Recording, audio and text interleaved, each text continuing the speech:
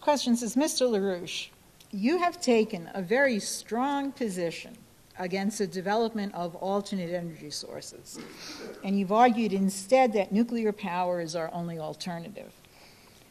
There are many varying views among us on this, but for the sake of this discussion, it may be the case that wind or solar power is not capable of providing sufficient energy to power industry or even to power a major metropolitan area. But in the interest of achieving energy independence in the short term, why are you so opposed to encouraging through tax credits and other things the use of alternate sources of energy generation for households and communities? I oppose it because it's utterly incompetent. There's no possible justification for it. The so-called science involved is complete lies. And I have people telling me things which if they were, I couldn't accept on the grounds of being exonerated on grounds of stupidity. We'd have to call them liars. There is no such thing as an energy policy. An energy policy is a form of masturbation, not a policy. Well, the driving power of an economy is energy flux density. The power to do work is not measured in quantities of calories. The same amount of heat at low energy flux density is not equivalent to a higher order of energy flux density. This is a matter of physics. Now, you have people who don't understand physics. You have people running around with degrees in physics, but they're degrees in physics policy, physics social policy, how atoms should kiss each other or whatever. So the thing is utterly incompetent. There is no such thing as an alternate energy policy. What this is a genocide policy. And where does it come from? It comes from the head of the World Wildlife Fund. And it's a policy which was created by Prince Philip and his Nazi friend, Prince Bernhard, who's died subsequently, which is the World Wildlife Fund. The purpose is to reduce the world's population to less than 2 billion people as fast as possible. And that's exactly what this policy will do. We can develop now. We can develop a much larger number and rate of production of nuclear power plants than have been envisaged before.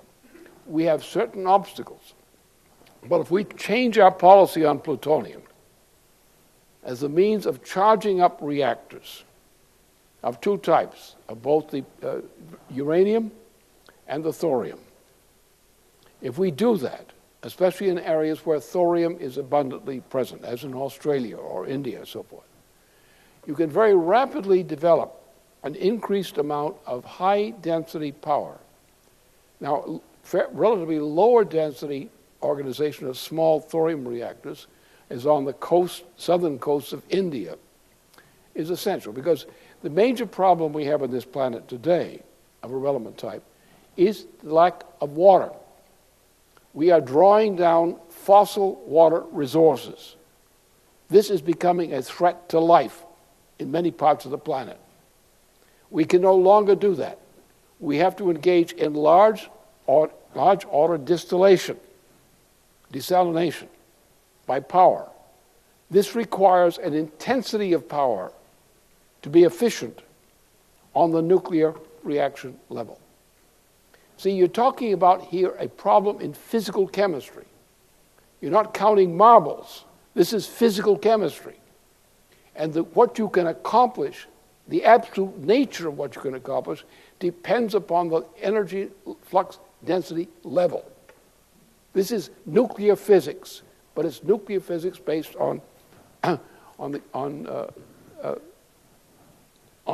power of this type, density power. So get into the, before talking about energy policy, get at least a decent course in nuclear physics or physical chemistry. Understand the physical chemistry involved. Understand what levels of energy flux density you can do certain kinds of operations and how you get there. Why is it better to illuminate a flower or any kind of green plant with sunlight than to waste the sunlight on the useless thing of using it for heating power? The cost of the method of using solar power uses more power in the end than you get out of it. Isn't that stupid? You want to lose? But that's who the people who are pushing this is the World Wildlife Fund of that fascist bastard, Prince Philip, who was a friend of a died, who was actually an official member of the Waffen-SS and signed his letter of resignation, Heil Hitler. It was the Heil Hitler movement that started this movement. The fascists of the Nazis of the 1920s were a green organization, a pro-environmentalist organization. The biggest fascists in the world were behind this. It was the nativity issue. Eliminate people. This is a fascist program. So tell your friend, don't be a fascist. Go for nuclear power.